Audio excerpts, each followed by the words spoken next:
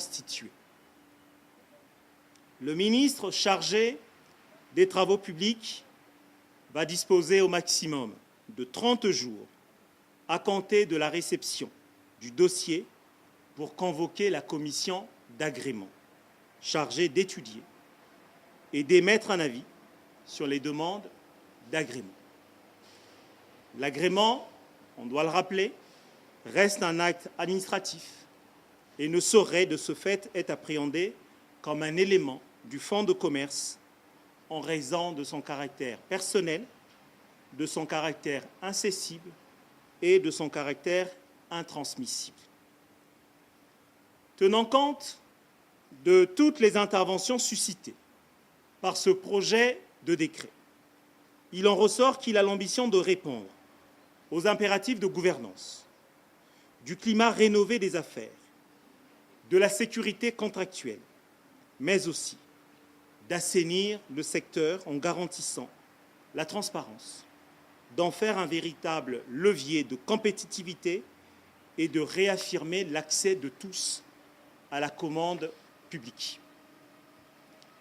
Il s'agit en fait de remettre de l'ordre dans un secteur qui a connu une croissance quasi exponentielle et quelque peu loin d'une saisine juridique efficiente. Fort de ces considérations, le Conseil des ministres s'est prononcé en faveur de l'adoption de ce projet de décret. À la suite de cette adoption, le président de la République a invité le ministre de l'enseignement primaire, secondaire et de l'alphabétisation, M. Elo Manson Mampuya, à prendre la parole. Avec la publication des décrets du 27 février 2012 portant suppression des épreuves orales du baccalauréat et du 30 mai 2012 instituant la gratuité des frais d'inscription aux examens et concours des enseignements primaires, secondaires, techniques et professionnels, le décret du 21 mai 1992 portant organisation du baccalauréat a fait montre de faiblesse et de bien d'incompatibilité qui demandait de toute urgence à être modifié et complété. De sorte que le ministre de l'enseignement primaire, secondaire et de l'alphabétisation, M. Elo Manson Mampuya, a-t-il tenu à proposer au Conseil des ministres un projet de décret modifiant et complétant le décret du 21 mai 1992 portant organisation du baccalauréat. Les modifications et les compléments portent principalement sur la qualité des candidatures, la composition des dossiers d'inscription au baccalauréat, les moyennes d'admission, le tirage au sort pour les séries scientifiques et bien sûr les mentions. L'attention du Conseil des ministres a été par ailleurs attirée sur le fait que bien des candidats, suivant régulièrement leur scolarité dans une ville, se donnaient des moyens peu légaux pour se présenter à des examens dans une autre ville. Les ministres en charge du secteur éducatif ont été appelés, avec la plus grande des solennités, à rompre ce cycle peu vertueux. Le Conseil des ministres a adopté ce projet de décret modifiant et complétant le décret du 21 mai 1992 portant organisation du baccalauréat. Dans la même perspective réelle, un projet de décret présenté par le ministre de l'enseignement technique, professionnel, de la formation qualifiante et de l'emploi, M. Serge Blaise Zoniaba, modifiant l'annexe 2 du décret du 27 février 2012 portant suppression des épreuves orales du baccalauréat, a été adopté par les membres du Conseil des ministres. La raison en est simple.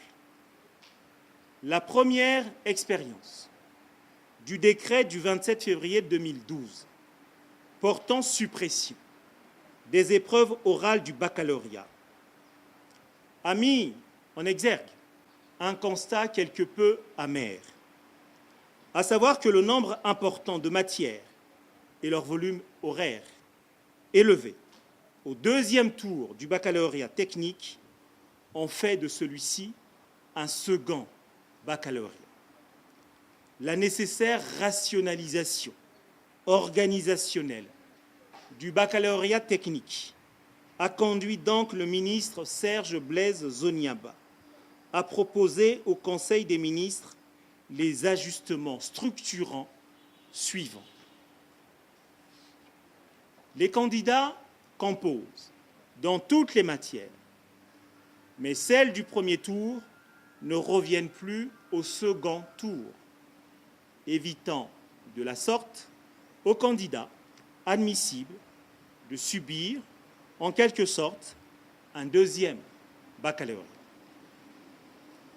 La note du rapport de stage dans la série R, Sciences et techniques agricoles, ne sera plus prise en compte au baccalauréat car ce stage s'effectue pendant l'année de passage de la première à la terminale, alors que l'évaluation n'interviendra que 9 mois plus tard, laissant alors libre cours à toutes les imaginations possibles, ce qui n'était pas bien entendu admissible.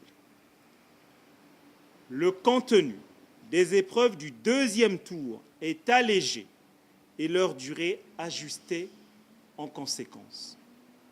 Le Conseil des ministres a donc, faut-il le rappeler, approuvé les modifications de l'annexe 2 du décret du 27 février 2012 portant suppression des épreuves orales du baccalauréat. Le Conseil des ministres a procédé à une série de nominations et concernait le ministère de la Justice et des Droits humains.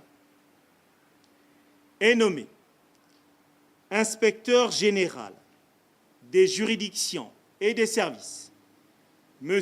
Michel Mvouo. Est nommé inspecteur général adjoint des juridictions et des services judiciaires, M. Jean-Jacques Kamba. Enfin, sur invitation de son Excellence M.